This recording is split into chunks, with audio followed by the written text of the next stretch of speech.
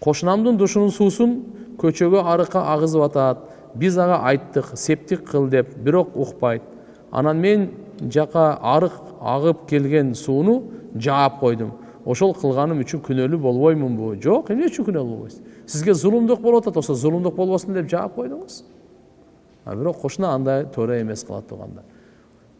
Туугандар, кошуналык мамиле исламда айткандай башка бир динде дагы айтпаса керек.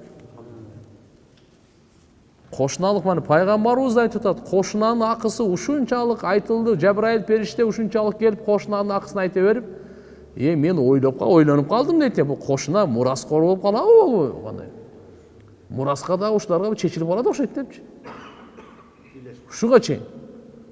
Ошон үчүн не деп коет бизде узактагы туугандар, жакын кошуна? Мына туугандар. Ошон үчүн иншалла кошуна менен риваяттарда келет. Бир аял көп ибадат кылат экен, көп кайрымдуулук кылат экен, көп орозо тутат экен, көп зикир кылат экен, бирок кошунасы анын тилинен аман эмес экен да. Ушул каяка дегенде бул тозокто деп койгон да. Ал эми бир аял парызын эле окуйт экен, орозосун, намазын эле. Бирок кошунасы тилинен аман. Бул каякта? Бул бейиште деген.